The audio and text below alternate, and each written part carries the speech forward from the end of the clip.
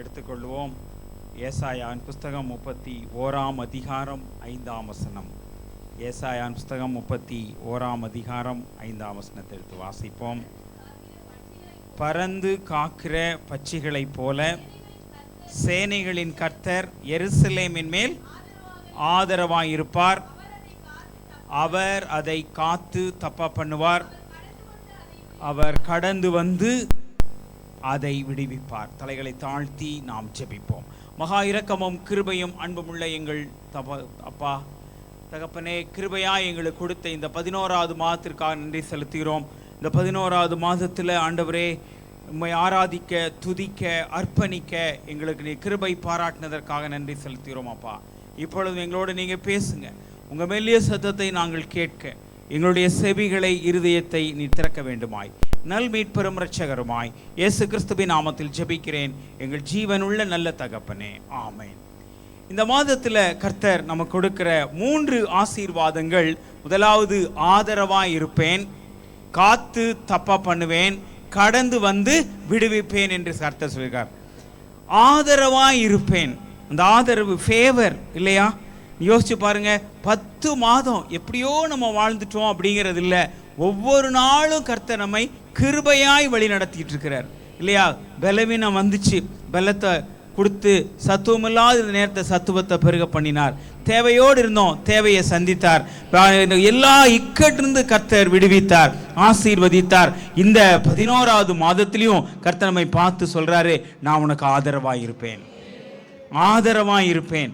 அதனால தான் சங்கீதக்காரன் சொல்கிறான் 118ஆம் சங்கீதத்தில் 5ஆம் வசனத்தில், நெருக்கத்திலிருந்து நான் கர்த்தரை நோக்கி கூப்பிட்டேன், கர்த்தர் கேட்டருளி என்னை விசாலத்திலே வைத்தார்.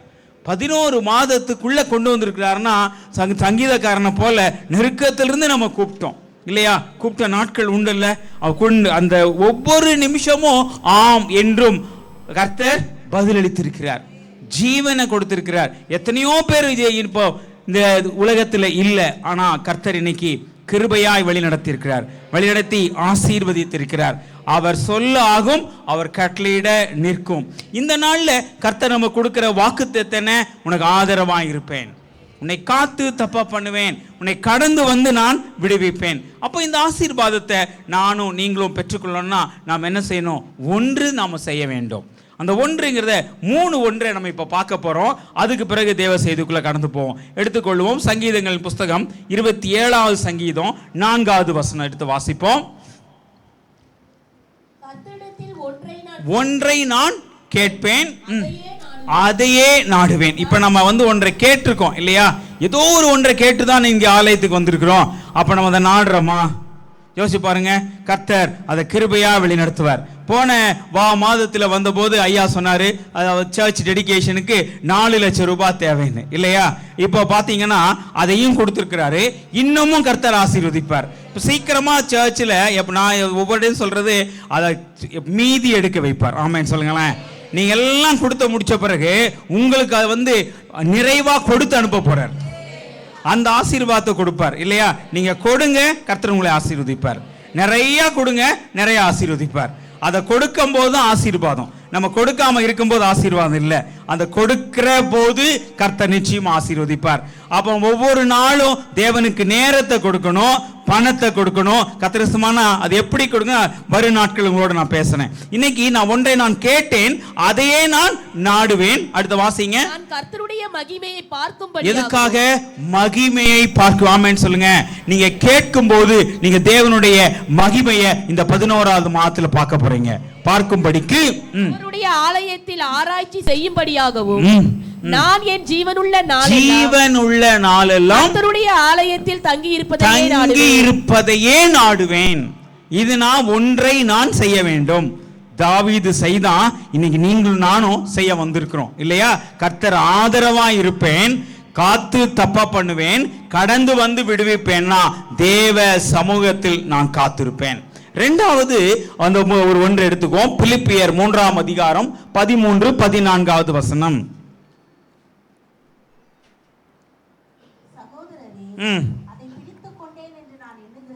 பிடித்து கொண்டே நான் எண்ணுகிறதில்லை, அது இப்போ இங்கே ஒன்று செய்கிறேன்.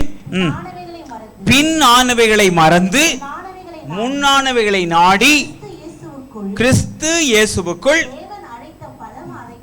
தேவன் அழைத்த பரம அழைப்பின் பந்தய பொருளுக்காக லக்கை நோக்கி தொடர்கிறேன். இது ஆமென் சொல்லலாமா?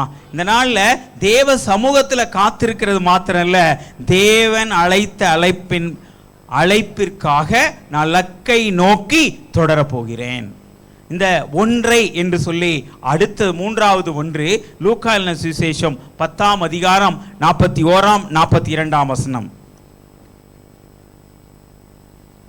இயேசு அவளுக்கு பிரதியுத்தரமாக, மார்த்தாளே மார்த்தாளே, நீ அநேக காரியங்களை குறித்து கவலைப்பட்டு கலங்குகிறாய். அநேக காரியங்களை குறித்து எல்லாரும் சொல்லுங்களேன், எத்தனை காரியம் இருக்கு?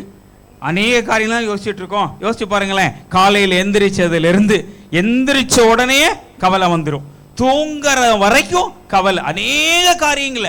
ஆனா எந்த காரியமாவது முடிவுக்கு வந்திருக்கா கவலைப்படுறதுனால?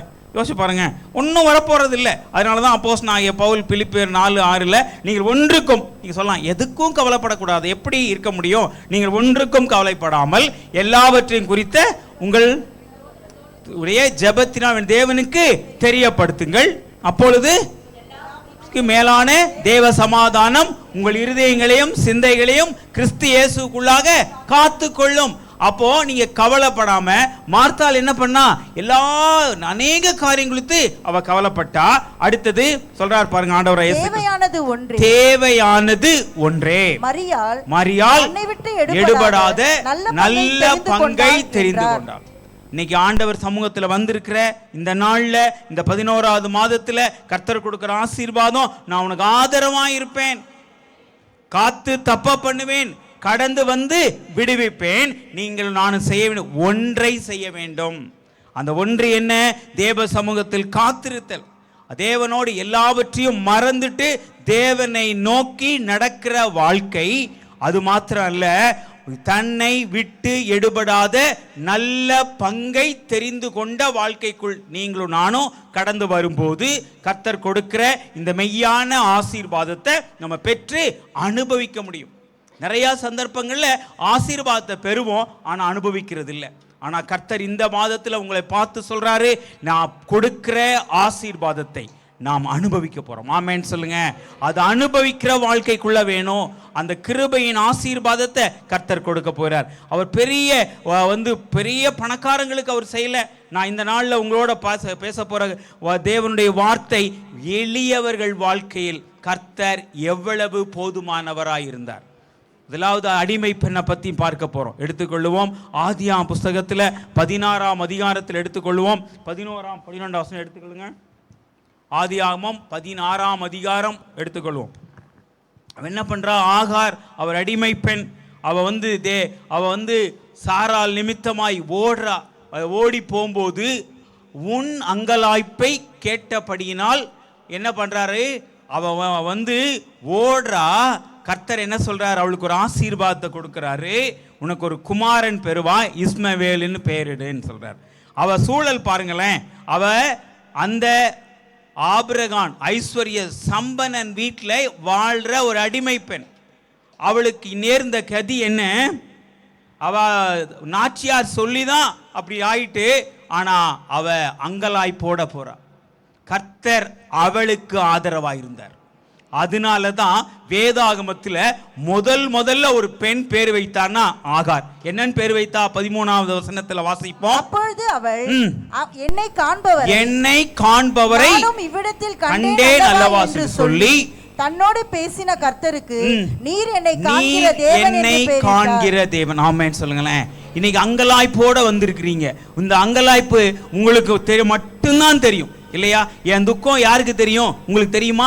தெரியாது. எனக்கு மட்டும்தான் தெரியும். ஆனா தேவ சமூகத்துல அதை ஊற்றிட்டு தேவன் நிற்கிறோம். அதே போலதான் ஒவ்வொருத்தவங்க தனிப்பட்ட வாழ்க்கையிலையும் அன்னைக்கு ஆகாரின் கண்ணீரை பார்த்த கர்த்தர் இன்னைக்கு நம் கண்ணீரை பார்க்க அவர் உண்மையும் நீதியும் உள்ள தகப்பனா இருக்கிறார்.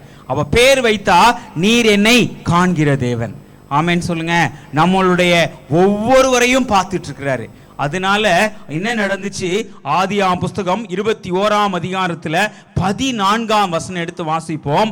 செல்வ சீமான் ஆபிரகாம் ஆபிரகாம் என்ன பண்றான்? அவனுடைய முதல் வித்து இஸ்மவேல், அவன் மனைவிதான் அவ. ஆனா அவன் என்ன பண்றான்? என்ன பண்ணிருக்கான் பாருங்க. அது எழுந்து அப்பத்தையும் துருத்தியும் தண்ணீரையும் எடுத்து, எவ்வளவு கொடுமையான விஷயம் பாருங்க. சொந்த பையன் தானே, அவனுக்கு என்ன பண்ணாரு? நிறைய கொடுத்து அனுப்பி இருக்கலாம்ல ஒரு தேசத்தை. அப்ப ஐஸ்வர்ய சம்மன், அவன் மிகப்பெரியவனா இருந்தான் ஆபிரகாம். அவனுடைய ஐஸ்வர்யத்தை இந்த தேசம் தாங்க கூடாதா இருந்துச்சு. அவன் செய்த துரோகம். நம்ம எல்லாரும் சொல்லுவோம் ஆபிரகாம் ஒரு விசுவாசிகளின் தகப்பன் தான், இல்லைன்னு சொல்ல. ஆனா அவன் என்ன செய்தான்? துரோகம் செய்தான் சொந்த பயலுக்கு. என்ன நடந்துச்சு? என்ன பண்றான்? சொந்த நிறைய கொடுத்துருக்கலாம். ஒரு கொஞ்சம் பிரெட்டு, கொஞ்சம் தண்ணி, அது பத்துமா? வனாந்திரத்துல பத்துமா? பத்தாவது எடுத்து வாசிங்க அந்த வசனத்துல. ஆபிரகாம் அதிகாலையில் எழுந்து அப்பத்தையும் ஒரு துருத்தி தண்ணீரையும் எடுத்து ஆகாருடைய தோளின் மேல் வைத்து பிள்ளையையும் ஒப்பு கொடுத்து அவளை அனுப்பிவிட்டான். பெயர் சபாவுல அந்த தேசத்துல அவளும் அவன் பிள்ளையும் அலைந்து திரியுறாங்க. கர்த்தர் கேட்டாரா? கேட்கலையா? ஆதரவா இருந்தார். அந்த வருஷம் நம்ம எடுத்து வாசிப்போம். 15-16 வசனத்துல பிள்ளையின் சத்தத்தை கர்த்தர் கேட்டார். அந்த பையன் ஒன்றும் 3 வயசு பையன் இல்ல, 16 வயது பையன். அவங்க என்ன நடந்துச்சு? கீழே முச்சரியில போய் அம்பரி துட்டில் அழுகிறா. ஆனா கர்த்தர் என்ன பண்ணாரு? அவள் கண்ணீரை கண்டார். அவள் கண்களை திறந்தார். திறந்து ஒரு ஊற்றை உண்டாக்குனார். இன்னைக்கு வரைக்கும் அந்த ஊற்று தண்ணீர் இன்னைக்கு குடிச்சிட்டு இருக்கிறோம் இல்லையா? முஸ்லீம் போயிட்டு வந்தா என்ன பண்ணுவாங்க? ஜம் வாட்டர், அந்த தண்ணி இன்னைக்கும் குடிக்கிறாங்க. அந்த தண்ணி நம்ம வீட்டில் தண்ணி எடுத்து நம்ம இதில் அண்டாவில் குண்டாவிலாம் வச்சா என்ன ஆகும்? 3 நாள் கழிச்சு பார்த்தா என்ன ஆயிரும்? புழு வந்துடும். ஆனால் ஜம் வாட்டரில் ஒரு நாளும் புழு வராது. அந்த பிளஸட் வாட்டர் இன்னைக்கு இருக்கு. 3000 வருஷம் ஆயிட்டு. கர்த்தர் உங்களை ஆசீர்வதிக்க விரும்புகிறார். அன்னைக்கு ஆகாரின் கண்ணீரை கண்டு அவளுக்காக ஆண்டவர் ஒரு ஊற்றை உண்டாக்கி ஆசீர்வதித்த தகப்பன் நம் ஒவ்வொருக்கார் ஊற்றை உண்டாக்கி வச்சிருக்கிறார். அந்த ஆசீர்வாதத்தினாலதான் சொல்றாரு 11வது மாசத்துல, நான் உனக்கு ஆதரவாயிருப்பேன். அந்த ஆதரவு ஒரு நாளும் மாறாதது. அண்டிக்குள் யாவரும் பாக்கியவான்கள். அந்த கிருபையின் ஆசீர்வாதத்தை கொடுத்து ஆசீர்வதித்த தகப்பன் இன்னைக்கு நம்ம கொடுக்க அவர் உண்மையும் நீதியும் உள்ள தகப்பனா இருக்கிறார். அடுத்த ஒரு பெண்ணை குறித்து நம்ம பார்க்கிறோம். ரூத்தின் புத்தகம் எடுத்துக்கொள்வோம். முதல் அதிகாரத்தில் 16வது வசனத்தில் அவள் மோவாபிய பெண். மோவாபியர், அம்மோனியர் என்பது சபிக்கப்பட்ட சந்ததி. அந்த சபிக்கப்பட்ட சந்ததியில அவ என்ன பண்றா? அவ அறிக்கையிடுறா. அதற்கு ரூத், நான் உம்மை பின்பற்றாமல் திரும்பி போவது குறித்து என்னோட பேச வேண்டாம், உம்முடைய தேவன் என்னுடைய தேவன். அவ பார்க்கிறா நகோமி ஆசீர்வதிக்கப்பட்டவளா இருக்கிறா. ஆனா இப்ப எப்படி இருக்கிறா? கணவனை இழந்துட்டா, தம் பிள்ளைகளை இழந்துட்டா, எல்லாவற்றும் வெறுமையாக்கப்பட்டு கர்த்தர் சந்தித்தார் என்று அவ திரும்பி போகும்போது கர்த்தருடைய வார்த்தைக்கு அவ கேட்கிறா. அவ மாமியாரிட போறா. எப்படி போறா? வெறுமையா போறா. அடுத்தது சபிக்கப்பட்ட சந்ததியிலிருந்து போறா. அவ அறிக்கையிடுறா. அறிக்கையிட்ட போது நடந்த விஷயம் 2ஆம் அதிகாரம் 12ஆம் வசனத்தை எடுத்து வாசிப்போம். தக்க பலனை, அவளுடைய செய்கைக்கு தக்க பலனை உனக்கு கட்டளையிடுவாராக. அவ எப்படி போறா? வெறுமையா போறா. ஆனா அந்த ஆசீர்வாதத்தை சத்தத்தை கேட்கிறா. கர்த்தர் கட்டளையிடுவாராக. இஸ்ரவேலின் தேவனாகிய கர்த்தருடைய செட்டைகளின் கீழ் அடைக்கலமாய் வந்த உனக்கு அவராலே நிறைவான பலன் உண்டாவதாக. 11வது மாதத்துல ஆதரவாய் இருப்பேன் என்ற வார்த்தை நிறைவான பலன் நமக்கு கொண்டு வரும். இந்த மாதத்துல கர்த்தர் குறைவோடு ஆரம்பித்திருக்கலாம். 2ஆம் தேதியில கர்த்தர் நம்மை பார்த்து சொல்லுது, நிறைவானவளாய் உன்னை மாற்றுவேன். வெறுமையா இருந்த ஆகாரை ஆசீர்வதித்தேன், வெறுமையா இருந்த ரூத்தை ஆசீர்வதித்தேன். 3ஆம் அதிகாரம் 18ஆம் வசனத்தை எடுத்து வாசிப்போம். அப்பொழுது அவள், என் மகளே, இந்த காரியம் என்னமாய் முடியும் என்று அங்கலாய் போடுற நம்மை பார்த்து சொல்றார். அன்னைக்கு அந்த வார்த்தை மகளே எப்படி முடியும் என்று தேவாலயத்துக்குள்ள வந்திருக்கிறோம். கர்த்தர் இன்னைக்கு நம்ம பார்த்து சொல்றாரு, இதை அறியும் மட்டும் பொறுத்திரு, பொறுத்திரு, காத்திரு. அதைத்தான் ஏசாயா புஸ்தகத்துல 30ஆம் அதிகாரத்துல 18ஆம் வசனத்துல, ஆனாலும் உங்களுக்கு இறங்கும்படி கர்த்தர் காத்திருப்பார், உங்கள் மேல் மறுபடி அவர் எழுந்திருப்பார். கர்த்தர் நீதி செய்கிற தேவன், அவர் காத்திருக்க அனைவரும் பாக்கியவான்கள். இந்த நேரத்தில் தேவசமூக காத்திருக்கும் போது ஆதரவாய் இருப்பேன். அன்று ஆதரவு காமித்த கர்த்தர் இன்று நமக்கு ஆதரவு கொடுக்க அவர் உண்மையும் நீதியும் உள்ள தகப்பனாய் இருக்கிறார். யோவான் சுவிசேஷத்தில் 14ஆம் அதிகாரத்தில் 18ஆம் வசனத்தில், நான் உங்களை திக்கற்றலாய் விடேன், நான் உங்களிடத்தில் வருவேன் என்று சொன்ன கர்த்தர் இந்த நாள்ல ஆதரவாய் இருப்பேன். அவ எப்படி சொன்னாரு? 4ஆம் அதிகாரத்தில் எடுத்து வாசிப்போம். அவள் வெறுமையா இருக்கிறா ரூத், ஆனா கர்த்தர் அவளை என்ன பண்ணார் பாருங்க, நிறைவானவளாய் மாற்றினார். எம்டி ஃபுல்னஸ்க்குள்ள வந்தா.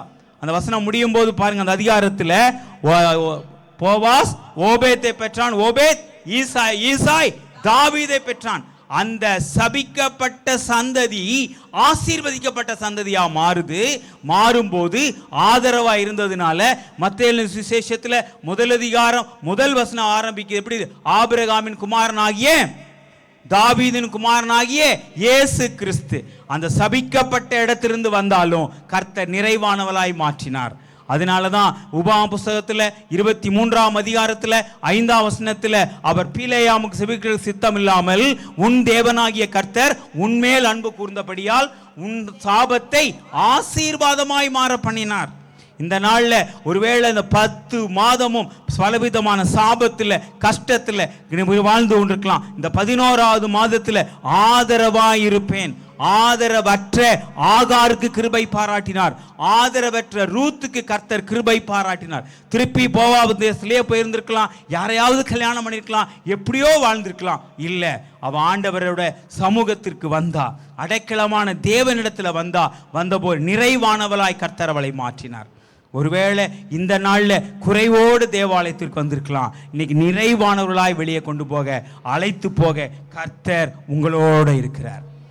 அடுத்தது 3வது நெகேமியாவின் வாழ்க்கையில அவன் எப்படி அலங்க இடிக்கப்பட்டது, உபவாசித்து அழுது துக்கத்தோட இருக்கிறான். ஆனா கர்த்தர் உடைய கரம் அவனோட இருந்து சென்று 2ஆம் அதிகாரம் நெகேமியா புஸ்தகம் 2ஆம் அதிகாரம் 8ஆம் வசனத்தை எடுத்து பின்பகுதி எடுத்து வாசிப்போம். தேவாலயத்துக்கு இருக்கிற அரணின் கதவு வேலைக்கும் நகர அலங்கரத்தின் வேலைக்கும் நான் தங்க போகிற வீட்டின் வேலைக்கும் வேண்டிய மரங்களை ராஜாவின் வனத்து காவலானாகிய ஆசாப் எனக்கு கொடுக்கும்படிக்கும் அவனுக்கும் ஒரு கடிதம் கட்டளையிடப்படுவதாக என்றேன்.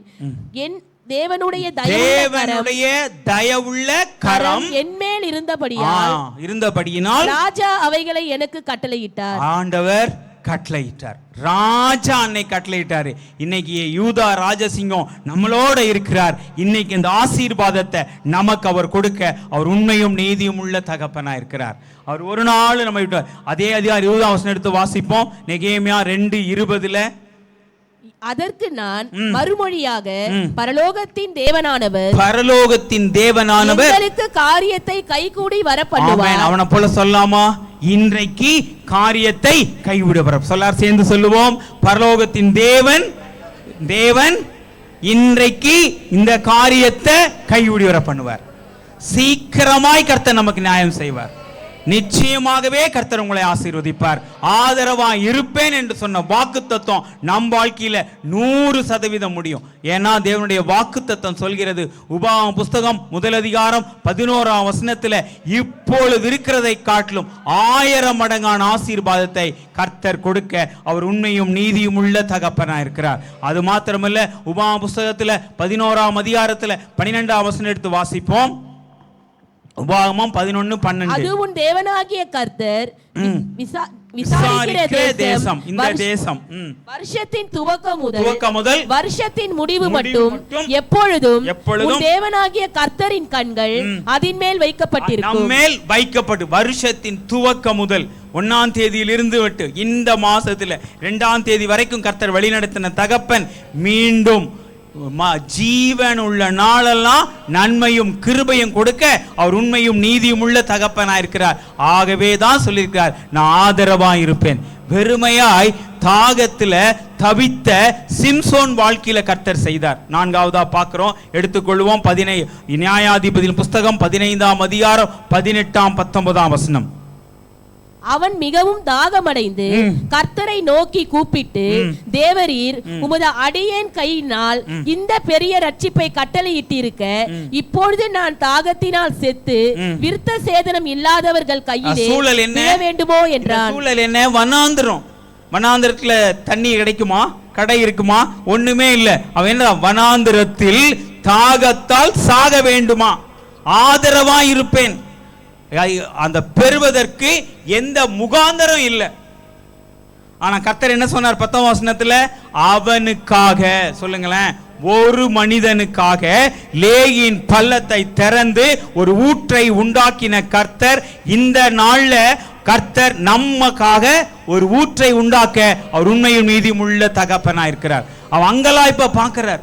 அவன் மடிந்து சாகணுமான்னு சொன்ன உடனே விட்டுட்டாரா? ஒரு நாளும் விடல. கர்த்தர் ஆசீர்வதித்தார். இன்னைக்கு நம்மை ஆசீர்வதிக்க அவர் உண்மையும் நீதியும் உள்ள ஆதரவா இருப்பேன், ஆதரவா இருப்பேன். அடுத்த ஒரு மனுஷனை குறித்து நம்ம பார்க்க போறோம். யோபின் புஸ்தகத்தில் எடுத்துக்கொள்வோம். முதல் அதிகாரத்தில் 21ஆம் 22ஆம் வசனத்தை எடுத்து வாசிப்போம். ஆதரவா இருப்பேன். நிர்வாணியாய் என் தாயின் கர்ப்பத்திலிருந்து வந்தேன், நிர்வாணியாய் அவ்விடத்திற்கு திரும்புவேன். கர்த்தர் கொடுத்தார், கர்த்தர் எடுத்தார், கர்த்தருடைய நாமத்துக்கு ஸ்தோத்திரம் என்றான். இந்த யோபு யாரு? முதல் அதிகாரம் முதல் வசனம் எடுத்து வாசிப்போம். யோபு என்னும் பெயர் கொண்ட ஒரு மனுஷன் இருந்தான். அந்த மனுஷன் உத்தமனும். ஃபர்ஸ்ட் யாருங்க? உத்தமன், சன்மார்க்கனும். சன்மார்க்கன், தேவனுக்கு பயந்தவன், பொல்லாப்புக்கு விலகுவதுமாய். இவ்வளவு பெரிய சர்டிபிகேட்டோட இருக்கிறாள். இப்ப என்ன பண்றாரு? எல்லாவற்றையும் இழந்துட்டார். ஆனா தேவனுடைய வாக்குத்தத்தம் என்ன? ஆதரவா இருப்பேன். ஆதரவு இருந்துச்சா? வெறுமை. எல்லாவற்றையும் இழந்துட்டான். அப்ப அவன் சொல்லும் போது கர்த்தர் கொடுத்தார், பிசாசு எடுத்துச்சுன்னு சொல்லல. உங்க வாழ்க்கையில வர்ற ஒவ்வொரு காரியமும் தேவ திட்டத்தின்படிதான் வருது. இழப்பும் தேவன் தான் கொடுக்கிறார். வெறுமையாக்குறாரா? அவர் தான் கொடுக்கிறார். வெறுமையாக்குறார். ஆண்டவர் ஒரு நாளும் பொய்யுரையாத தேவன். அவன் அறிக்கையிட்டானா இல்லையா? கர்த்தர் கொடுத்தார், கர்த்தர் எடுத்தார். அடுத்த வசனம் என்ன சொல்றாங்க பாருங்க. யோபு பாவம் செய்யவில்லை, பாவம் செய்யவில்லை, தேவனை பற்றியிருக்கிற குறை சொல்லவும் இல்லை. ஆமென் சொல்லுங்க. நம்ம எத்தனை தடவை நம்ம குறை சொல்றோம் ஆண்டவர்கிட்ட? எத்தனை தடவை நம்ம ஆண்டவரை முறுமுறுக்கிறோம்? இந்த நாள்ல அது செய்யாதிருப்போம். கர்த்தர் கொடுத்தார், கர்த்தர் எடுத்தார். அதனாலதான் நாகூம்ல 2ஆம் அதிகாரத்துல 2ஆம் வசனத்தில் இவ்வாறு வாசிப்போம். நாகூம் 2:2. ஆதரவா இருப்பேன். வெறுமையாக்குகிறவர்களை வெறுமையாக்கினாலும் அவருடைய திராட்சை கொடிகளை கெடுத்து போட்டாலும், சோர்ஸ் ஆஃப் இன்கம் அழிச்சிட்டாங்க. அதான் வெறுமையா கெடுத்து போட்டாலும் கர்த்தர் யாக்கோபின் மகிமை திரும்பி வர பண்ணினது போல இஸ்ரவேலின் மகிமையும் திரும்பி வர பண்ணுவார். இது அறிந்திருந்தான். நம்ம வாழ்க்கையில ஒருவேளை வெறுமையா குறைவோடு வந்திருக்கலாம், மைனஸ்ல வந்திருக்கலாம். ஆனா ஆண்டவர் இந்த நாளை பார்த்து சொல்றாரு, நான் உனக்கு ஆதரவா இருப்பேன். அந்த வாக்குத்தத்தத்தை பொய்யுரையாத தேவன் சொல்றார்.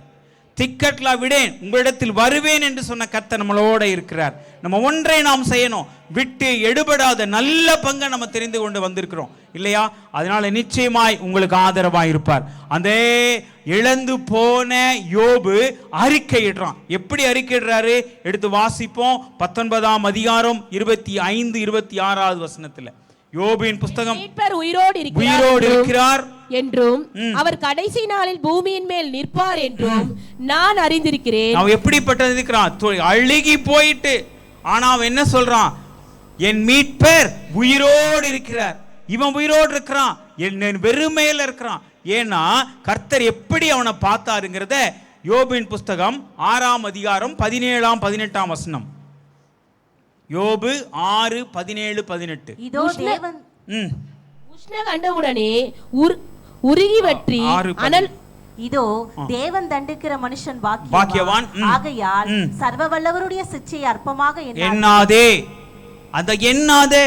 அவன் என்னல என்னது? என் மீட்பர் உயிரோடு இருக்கிறார், அவர் என்னை கடைசி நாளில் நிற்பார். அடுத்த வசனம் வாசிங்க. 26. தானியம் ஏற்ற காலத்தில். அப்பா சாரி, இது பாருங்க.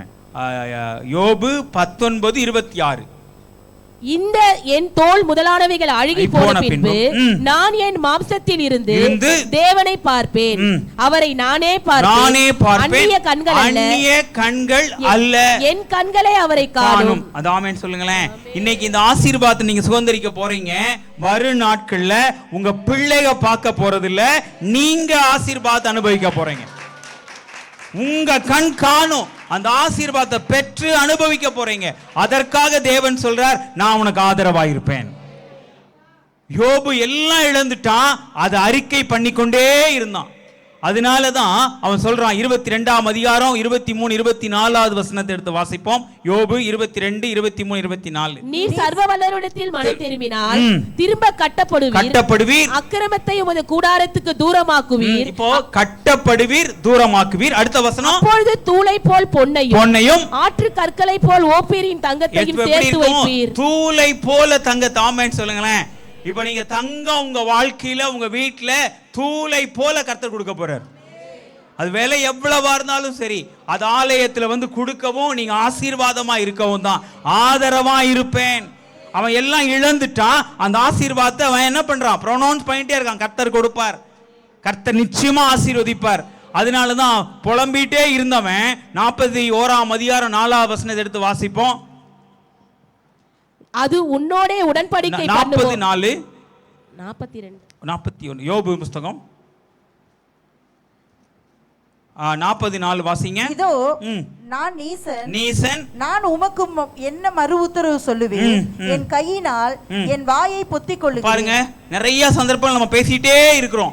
இவனும் ரொம்ப புலம்பிட்டே இருந்தான். இப்ப என்ன சொல்றான்? 44ல நான் என் கையினால வாயை பொத்திட்டேன், இனிமேல் நான் பேச போறது இல்லை. ஆண்டவர் காத்திருக்க போறேன்னு சொல்லும் போதுதான் 42ஆம் அதிகாரத்துல 2வது வசனத்துல தேவரீர் சகலத்தையும் செய்ய வல்லவர், நீ செய்ய நினைத்தது தடைபடாது என்று அறிந்திருக்கிறேன். ஆண்டவர் சொன்ன வாக்குத்தத்தம் என்ன? நான் ஆதரவா இருப்பேன்.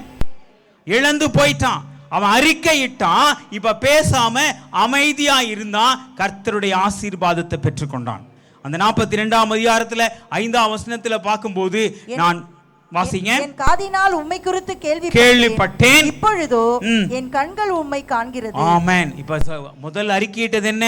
அந்நிய கண்கள் அல்ல, என் கண்களில் என் கண்கள்னால பார்ப்பேன், என் கண்கள் காணும் என்று அறிக்கையிட்டதை இப்பொழுது அறிக்கையிடுறான்.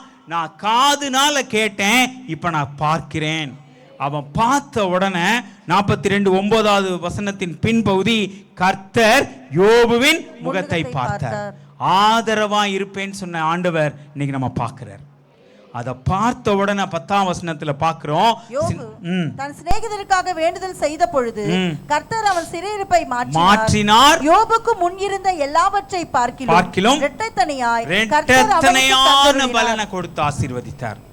இதுதான் இன்னைக்கு ஆதரவா இருப்பேன்னு சொல்லும்போது, ஆகாரின் கண்ணீரை பார்த்தவர், ரூத்தை, சிம்சோனை, இன்னைக்கு யோபுவை பார்த்தவர் இன்னைக்கு நம்மை பார்த்து ஆதரவாக இருப்பேன். இழந்து போன நிலையில் இருக்கிற நம்மை கர்த்தர் ரெண்டத்தனையான ஆசீர்வாதத்தை கர்த்தர் கொடுக்க போகிறார். அந்த கிருபையின் ஆசீர்வாதத்தை ஒவ்வொரு நாளும் நம்ம பெற்று அனுபவிக்க போறோம். அதனால தான் ஏசாயா புத்தகத்தில் 65ஆம் அதிகாரத்தில் 10வது வசனத்தில் இவ்வாறு வாசிக்கிறோம். ஏசாயா 65:10, என்னை தேடுகிற என் ஜனத்துக்கு சாரோன் ஆட்டு தொழுவமாகவும் ஆகோரின் பள்ளத்தாக்கு மாட்டுக்கிடையாகுவேன் என்று கர்த்தர் சொல்றார். எப்படி ஆக்குவாராம்? ஆகோர் என்பது என்ன? அது ஒரு சாபம் இல்லையா? ஆகார் சபிக்கப்பட்டவனா இருந்து கல்லெறியப்பட்டு, அது ஆகோர் பள்ளத்தாக்கு யூஸ்லெஸ், அது என்னது? கர்ஸ். ஆனா கர்த்தர் என்ன சொல்றார் இந்த நாள்ல? தேடுகிற என் ஆத்துமாவுக்கு மாட்டுக்கிடையாக்குவேன். இந்த மாட்டுக்கிடைனா என்ன? எப்படி இருக்கும்? அது செழிப்பை உண்டாக்குகிற இடம். மாட்டிலிருந்து என்னென்னலாம் கிடைக்கும்? அது வாழ்ந்தாலும் சரி மரித்தாலும் சரி எப்போதும் ப்ரொவிஷன் கொடுக்குதா? பால் கொடுக்குது, நெய் எல்லாமே தானே கொடுக்குது அந்த மாட்டு தொழுவோம். குறைவல்ல, அது நிறைவு. ஆகோர் பள்ளத்தாக்கை போல நம்ம வாழ்க்கை சாபமா இருந்திருக்கலாம். ஆனா தேடுகிற இந்த நேரத்தில் கர்த்தர் கொடுக்கிற வாக்கு தத்துவம், நான் ஆதரவாய் இருப்பேன். ஆதரவாக இருப்பேன். அந்த யோபுவை ஆசீர்வதித்த கர்த்தர் இன்னைக்கு நம்மை ஆசீர்வதிக்க அவர் உண்மையும் நீதியும் உள்ள தகப்பனாக இருக்கிறார். அதனால தான் 91ஆம் சங்கீதத்தில் 14ஆம் வசனத்தில் பார்க்குறோம், அவனிடத்தில் வாஞ்சையாக இருக்கிறபடியால் அவனை விடுவிப்பேன். ஆதரவு எப்போ வருது? விடுதலையில் வருது. அடுத்தது நாமத்தை அறிந்திருக்கிறபடியால் உயர்ந்த அடைக்கலத்திலே வைப்பேன் என்று கர்த்தர் சொல்லியிருக்கிறார். இந்த நிறைவான நன்மையை கர்த்தர் நமக்கு நிச்சயமாக கொடுக்க அவர் உண்மையும் நீதியும் உள்ள தகப்பனா இருக்கிறார். அடுத்து இரண்டாவது நம்ம பார்க்கிறோம், ஆதரவா இருப்பேன். அடுத்தது என்ன? காத்து தப்ப பண்ணுவேன். காத்து தப்ப பண்ணுவேன். அதில் ஒரு மனுஷன் வாழ்க்கையில் செய்தவர் இன்னைக்கு நமக்கு செய்ய உண்மையும் நீதியும் உள்ள தகப்பனா இருக்கிறார். எடுத்துக்கொள்வோம், தானியேல் புஸ்தகம் 6ஆம் அதிகாரத்தில் 3ஆவது வசனத்தில் வாசிப்போம். அவனுக்குள் ஒரு விசேஷித்த ஆவி இருந்தது. ஆமென் சொல்லுங்க. அந்த தானியேல் உடைய வாழ்க்கையில் 6ஆம் அதிகாரத்தில் அவனுக்குள் விசேஷித்த ஆவி இருந்துச்சு. ஆனால் அந்த விசேஷித்த ஆவி இருந்ததுனால நிறைவானவனா இருந்தான். ஆனால் அவனுக்கு கிடைத்தது என்ன? அடுத்தது அவன் முகாந்திரம் இல்லாம எதுவும் பண்ண முடியாது. அவனை என்ன பண்ணணும்? அவனை தேவனை மறுதலிக்கணும், வணங்க கூடாதுன்னு ஒரு சட்டம் போட்டாங்க இல்லையா? 6ஆவது வசனம் எடுத்து வாசிப்போம். 5ஆம் வசனத்துல இஸ்ரவேல் புத்திரருடைய பிரேதங்களை அவருடைய 6 எது எடுக்கிறீங்க? தானியேல் 6. அப்பொழுது அந்த மனுஷர், நாம் இந்த தானியேலை அவனுடைய தேவனையை பற்றிய தேவ விஷயத்திலே குற்றப்படுத்தும்படி. எப்படி பாருங்க, தேவ விஷயத்துல தான் குற்றப்படுத்த முடியும். அறிந்துட்டாங்க. அதற்காக அவனுக்கு விரோதமாய் பிராது பண்ணாங்க. நடந்தது 10ஆம் வசனம் எடுத்து வாசிப்போம். இந்த சூழல் அவனுக்கு சிங்க கெபிங்கிறது தெரியும். ஆனா சூழல்ல அவன் என்ன பண்ணா? முன்பு செய்து வந்தபடியே என்ன பண்றான்? வீட்டிற்குள் பிரவேசித்து மேலறையில எருசலேமுக்கு நேராக பலகணிகள் திறந்திருக்க அங்கே தான் முன்பு செய்து வந்தபடியே தினம் 3 வேளையும் தன் தேவனுக்கு முன்பாக முழங்காற்படியிட்டு ஜெபம் பண்ணி ஸ்தோத்திரம் செலுத்தினார். இந்த சூழல் பாருங்க, விசேஷித்த ஆவி அவனுக்குள் இருந்துச்சு. நமக்குள்ள தேவன் பரிசுத்த ஆவியை கொடுத்திருக்கிறார். உங்க சூழ்நிலை எப்பேற்பட்டதா இருந்தாலும் தேவனுக்கும் நமக்குள்ள உறவுல பிரேக் ஆகிறவே கூடாது இல்லையா? அவனை சூழல் என்ன பண்ணா? இப்படி தேவனை ஆராதித்தா துதித்தா சிங்க கபின்னு அவனுக்கு தெரியுமா தெரியாதா? தெரியும். ஆனா அவன் என்ன பண்ணா? செய்து வந்தபடியே செய்தான். அதனாலதான் ஒன்றை நாம் செய்ய வேண்டும். பலவித காரியங்களில் தேவ சமூகத்தை நாட வேண்டும், தேவ சமூகத்தில் காத்திருக்க வேண்டும், தேவனையே மகிமைப்படுத்துகிற பிள்ளைகளாய் வாழ வேண்டும். அப்பொழுதுதான் நிறைவான நன்மையை நம்ம பெற முடியும். அப்பொழுது தேவன் நமக்கு ஆதரவாக இருப்பார். அதை அறிந்திருந்தான். காத்து தப்ப பண்ணார். 17ஆம் வசனம் எடுத்து வாசிப்போம். 6:17. ஒரு கல் கெபீருடைய வாசலின் மேல் கொண்டு வந்து வைக்கப்பட்டது. தானியேலை பற்றிய தீர்மானம் மாற்றப்படாதபடிக்கு ராஜா தன் மோதிரத்தினாலும். எப்படி உள்ள போட்டாரு? எந்த மாற்றம் இல்ல. நடந்தது என்ன? சிங்க கபியில போட்டாச்சு, கல்லை வச்சு அடைச்சாச்சு. 22ஆம் வசனம் வாசிங்க. 21 வாசிங்க. அப்பொழுது தானியேல், ராஜாவே நீர் என்றும் வாழ்க. 20ஆம் வசனம். ராஜா கெபியின் கிட்ட வந்த போது துயர சத்தமாய் தானியேலை கூப்பிட்டு. இப்போ ராஜா தான் ஆர்டர் போடுறான். ஆனா இங்க நடந்தது என்ன? ராஜா சந்தோஷமா வந்தாரா? துயர சத்தமா வர்றாரு. கெபி கிட்ட வர்றாரு. கெபி கிட்ட அவனுக்கு ஒரு விசுவாசம் இருந்துச்சு. உள்ள இருக்கிறது யாரு? தேவனுடைய பிள்ளை. சிங்க கெபியில போட்டாலும் சாக மாட்டான். அப்படிதானே? சத்தம் போட்ட என்ன இருக்கும்? செத்து இருந்தானா சத்தத்து பதில் வருந்திருக்குமா? ராஜாவுக்கு தெரியுது. இன்னைக்கு நம்ம சூழல் எப்படிப்பட்டதா இருந்தாலும் நம்ம சூழ இருக்கிறவங்க என்ன நினைப்பாங்க? இவன் தேவனுடைய பிள்ளை, கர்த்தர் எப்படி அவனை காப்பாற்றி போஷிப்பார். அந்த ஆதரவை அவன் அறிந்திருப்பான். நம்ம அறிந்திருக்கிறோமாங்கிறதா இன்னைக்கு நம்ம உட்கார்ந்துருக்கோம். கர்த்தர் நம்ம கொடுக்குற வாக்குத்தத்தம் என்ன? 11ஆவது மாதத்துல நான் உனக்கு ஆதரவாயிருப்பேன், தப்ப பண்ணுவேன், கடந்து வந்து விடுவிப்பேன். அது சொல்றான். துயர சத்தமா அழுகிறான். அடுத்த வசனம் என்ன? ராஜாவே நீர் வாழ்க. வாசிங்க. என்னை சேதப்படுத்தாதபடிக்கு தேவன் தம்முடைய தூதனை அனுப்பி அவைகளின் வாயை கட்டி போட்டார். அது ஏனென்றால் இதுதான் ரொம்ப முக்கியம். அவன் செய்த அறிக்கையிட்ட 2 காரியங்கள். ஏனென்றால் அவருக்கு முன்பாக நம்ம என்ன சொல்லணும்? வாசிங்க. அவருக்கு முன்பாக குற்றமற்றவனாய் காணப்பட்டான். ஒரு நிமிஷம் யோசிச்சு பாருங்க. நம்ம தேவனுக்கு முன்பாக எப்படி இருக்கிறோம்? இந்த நாள் விசேஷித்தமான நாள். நமக்கு திருப்பி இந்த நாள் கிடைக்குமா? நேரம் என்பது ஒரு ஸ்ட்ரைட் லைன், அது திருப்பி வரப்போகிறது இல்லை. நான் 9 மணிக்கு போக முடியுமா? போக முடியாது. நான் தேவனுக்கு முன்பாக குற்றமற்றவனாய் காணப்பட்டேன், ராஜாவாகி உமக்கு முன்பாக நான் நீதி கேடு செய்யவில்லை. அதற்காக கர்த்தர் விடுவித்தார். இன்னைக்கு சீர்தூக்கி பார்ப்போம். ஆதரவாக இருப்பேன், காத்து தப்ப பண்ணுவேன் என்று சொன்ன கர்த்தர் நம்மகிட்ட எதிர்பார்க்கிறது, முதலாவது தேவனுக்கு முன்பாக குற்றமற்ற வாழ்க்கை வாழணும், நீதிகேடு செய்யாத வாழ்க்கை வாழணும். அதற்காக கர்த்தர் அழைத்திருக்கிறார். அதை தானியேல் செய்தான், கர்த்தர் அவனை ஆசீர்வதித்தார். அடுத்தது என்ன? கடந்து வந்து விடுவிக்கிற ஆண்டவர். தானியேல் புஸ்தகம் 3ஆம் அதிகாரத்தை எடுத்துக்கொள்ளுவோம். அதுல 17வது வசனம் எடுத்து வாசிப்போம். நாங்கள் ஆராதிக்கிற எங்கள் தேவன் எங்களை தப்புவிக்க வல்லவராயிருக்கிறார். தப்புவிக்க வல்லவராயிருக்கிறார். இந்த சூழல் பாருங்க, அவர் அதுக்கு முன்னாடி வரைக்கும் கர்த்தர் அவர்களை விடுவித்தாரான்னு தெரியல. தானியேல் புஸ்தகம் 1 அதிகாரத்தில் 2வது வசனத்தை வாசிக்கும் போது ராஜகுமாரர்கள் இவங்க அடிமையா இப்ப கொண்டு வரப்பட்டாங்க. ஆனா அடிமையா கொண்டு வந்த போது கூட அந்த நேரத்தில் ஆண்டவர் அவர்களை விடுவிக்கல. ஆனா இந்த சூழல்ல இப்ப அக்கினி ஜுவாலைக்குள்ள போட போறாங்க. அப்ப அவங்க அறிக்கையிட்டது என்ன? Shadrach, Meshach, Abednego.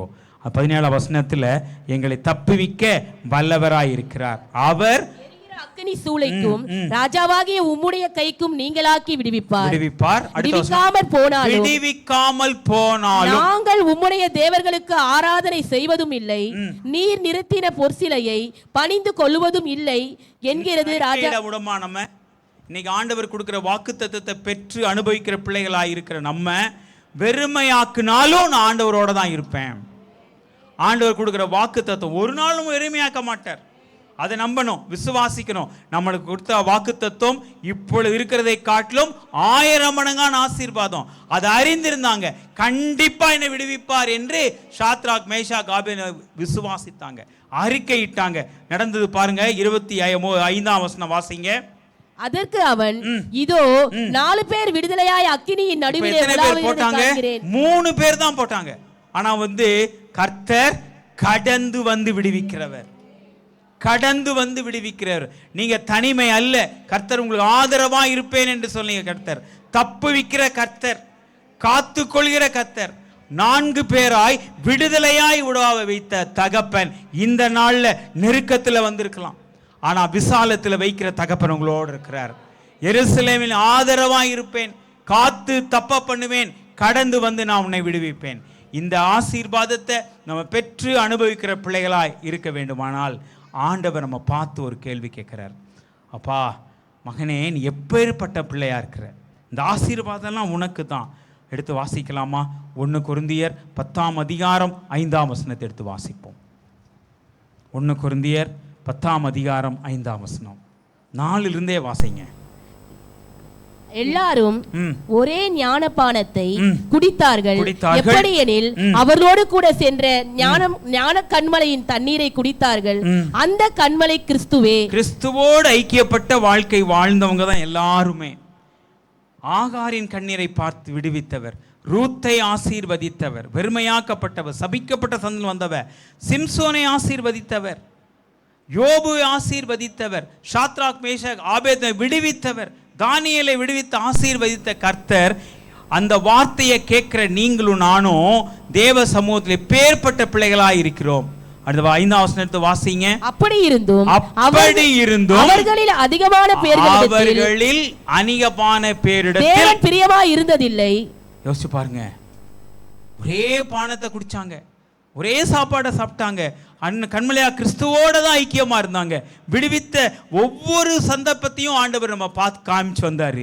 இன்னைக்கு ஆண்டவர் நம்ம பார்த்து சொல்றாரு, அநேக பேரிடத்தில் கர்த்தர் பிரியமா இருந்ததில்லை. இன்னைக்கு நம்மளோட ஆண்டவர் பிரியமா இருக்காரா? யோசிச்சு பாருங்க. இந்த நாள் விசேஷித்தமான நாள், தேவனோட ஐக்கியப்பட வைக்கின்ற நாள். நம்ம தேவனுடைய சரீரத்தை ரத்தத்தையும் பானம் பண்ண வந்திருக்கிறோம். ஆண்டவரோடு ஐக்கியப்பட வந்திருக்கிறோம். ஆனால் ஆண்டவர் நிறையா பேரிடத்துல அவர் பிரியமாக இருக்கல. தொடர்ந்து வாசிப்போம். அடுத்த வசனம் 7ஆம் வசனம். ஜனங்கள் புசிக்கவும் குடிக்கவும் உட்கார்ந்து விளையாட எழுந்திருந்தார்கள் என்று எழுதியிருக்கிறபடி அவர்கள் அமைதியா இருந்திருக்கணும், தேவ சமூகத்துல காத்திருக்கணும். கர்த்தர் எல்லாவற்றையும் ஆசீர்வதித்தார் அந்த இஸ்ரவேல் மக்களை. ஆனா அவங்க என்னென்ன தப்பு பண்ணாங்க பாருங்களேன். அவர்களில் சிலர் விக்கிரக ஆராதனைக்காரர் என்ற விக்கிரக ஆராதனைக்கு போயிட்டாங்க. இன்னைக்கு நீங்கள் நான் எப்படி இருக்கிறோம் யோசிச்சு பாருங்க. அந்த இடத்துல உங்களே என்னைய வச்சு பார்க்க வேண்டும்.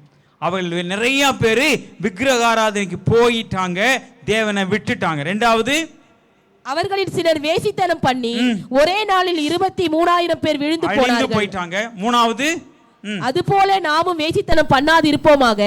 அவர்களில் சிலர் கிறிஸ்துவை பரீட்சை பார்த்தாங்க. எத்தனை தடவை நம்ம பரீட்சை பார்க்கிறோம் ஆண்டவர்கிட்ட யோசிச்சு பாருங்க. அவர் ஏன் பிரியமா இருக்குல்ல?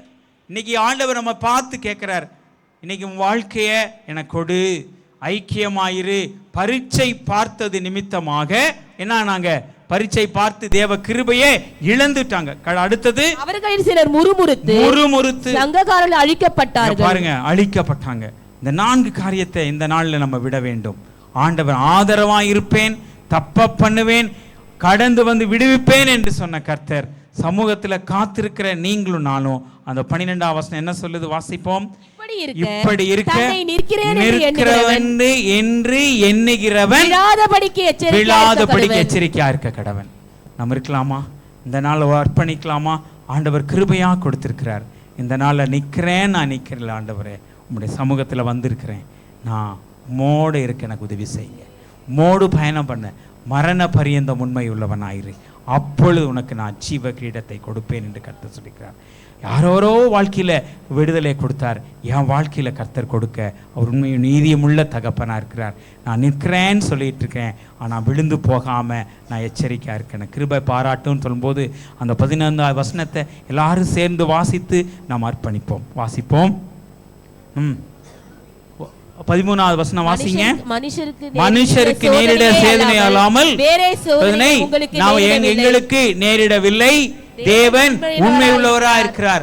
நாங்கள் திராணிக்கு மேலாக நாங்கள் சோதிக்கப்படுவதற்கு அவர் இடம் கொடாமல் சோதனையை தாங்குவதற்கான பலனை, சோதனையோடு அதற்கு தப்புவதற்கான போக்கையும் எனக்கு உண்டாக்கி இருக்கிறார். இந்த கிருபையின் ஆசீர்வாதத்தை நான் பெற்றுக்கொள்ள போகிறேன். கர்த்தர் கொடுத்த இந்த ஆசீர்வாதம் எனக்கு ஆதரவா இருப்பேன் என்று சொன்ன ஆசீர்வாதத்தை பெற போறேன். காத்து தப்ப பண்ணுகிற கர்த்தர் என்னோடு இருக்கிறார், என்னை கடந்து வந்து விடுவிக்கிற ஆண்டவர் என்னோடு இருக்கிறார். அந்த விசுவாசத்தோடு தலைகளை தாழ்த்தி நாம் ஜெபிப்போம். மகா இரக்கமும் கிருபையும் அன்புமுள்ள எங்கள் தகப்பனே, கிருபையா எங்களுக்கு கொடுத்த இந்த புதிய மாதத்திற்காக நன்றி செலுத்துகிறோம். இந்த புதிய மாதத்தில் எங்களுக்கு கொடுத்த இந்த வாக்குத்தத்தத்திற்காக நன்றி செலுத்துகிறோம் தகப்பனே.